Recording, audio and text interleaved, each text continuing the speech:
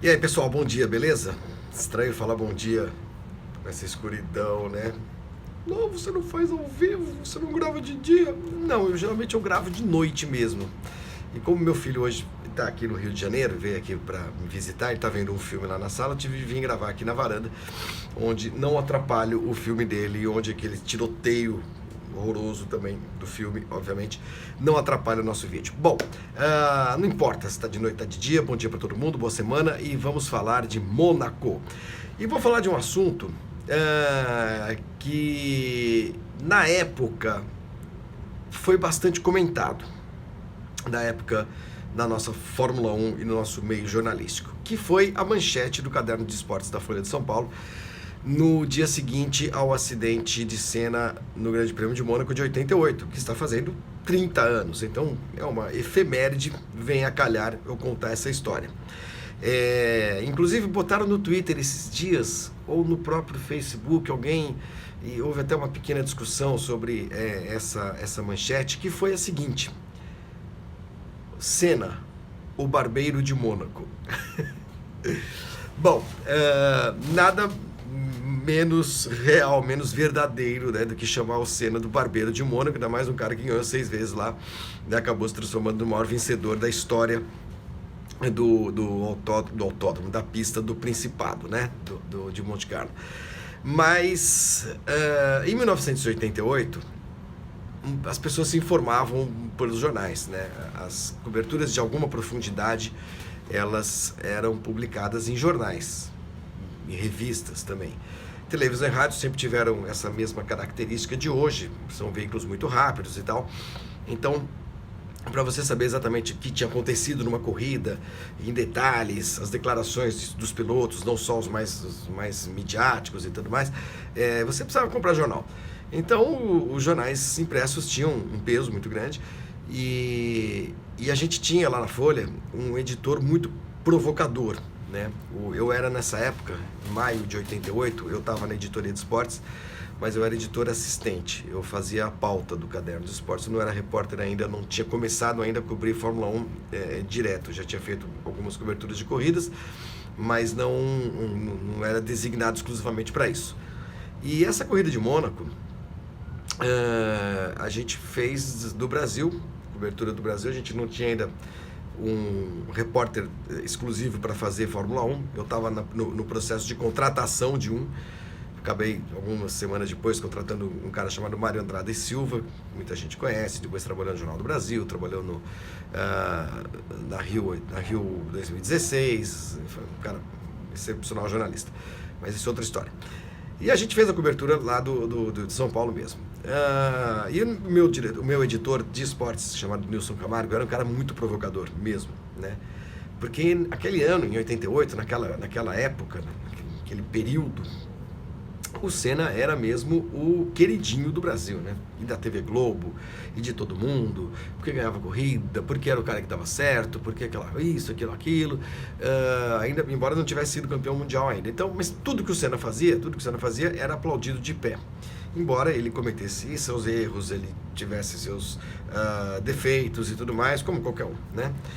Então, quando o cara bate ganhando a corrida com 40, não mais, né? 54 segundos de vantagem para o Prost, sozinho na Poitiers, a entrada do túnel,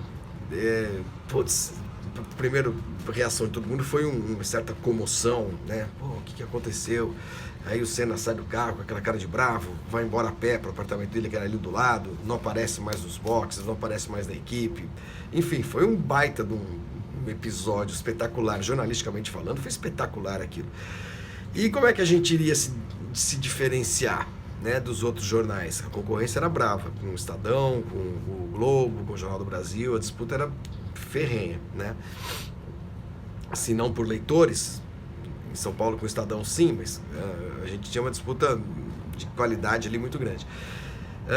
O que todo mundo ia publicar no dia seguinte, meio que na linha dos jornais da época, era isso, cara. Senna se distrai e bate, Senna perde concentração e bate, Senna perde corrida, sei lá quantas voltas no final.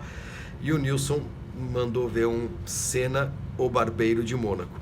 O título sobre uma foto do acidente na Poitiers.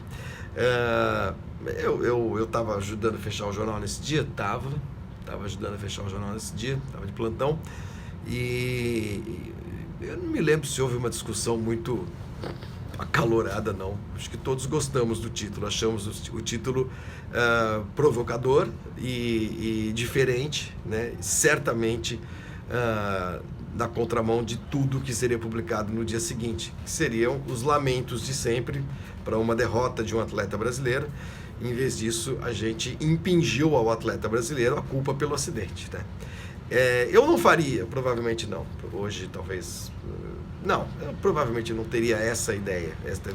Pensaria em alguma outra coisa. Mas não me opus, não. E achei legal, inclusive, né? Agora, o cara ficou meses sem falar com a Folha de São Paulo por conta disso, o Senna. Logo depois a gente designou o Mário para fazer as corridas, eu comecei a fazer algumas corridas fora do Brasil também, e era um perrengue. O cara ficava zangado e quem tirava da cabeça dele que ele deveria simplesmente aceitar ou, na pior das hipóteses, contestar ou discutir, qualquer coisa do gênero, mas jamais parar de falar com um jornal inteiro, né? Que foi o que ele fez durante pouco tempo também, não foi uma coisa vitalícia, longe disso mesmo. Foi muito mais grave, muito mais complicada a briga dele com o Reginaldo Leme do que com a gente na Folha. Digamos que deu um gelinho na Folha durante algum tempo. Mas ficou muito esperto com a gente, com aquela equipe, com aquele time, né, da Folha de São Paulo, e passou a achar que a gente sempre tinha, né, segundas intenções com as coisas que a gente fazia, o que era outra bobagem, né? Bom, outros tempos. Ele era um jovem de 28 anos, eu era um jovem de 24 anos, 23 anos, né? O Nilson, meu editor, tinha 30, sei lá, enfim, éramos todos jovens e todos querendo fazer barulho, cada um ao seu jeito. Então foi essa a história do Barbeiro de Mônaco, manchete do jornal, da Folha de São Paulo, não do jornal, mas do caderno de esportes, há uma diferença, né? No dia seguinte ao Grande Prêmio de Mônaco de 88, que eu não lembro exatamente que dia que aconteceu, não tenho essa data de cabeça, mas foi por esses dias aqui, tá bom? Amanhã voltamos com mais notícias, não, com mais historinhas, melhor, né? Sobre Mônaco. Bom dia para todo mundo. Você que chegou agora, bom dia mesmo, tá escuro porque não amanheceu ainda. Tchau. Gente, vocês já viram aquilo ali? Os prédios do condomínio onde eu moro são os mais feios do universo. Não são do mundo, são do universo. Como é que alguém faz uma pirâmide em cima? Puta merda. Tchau.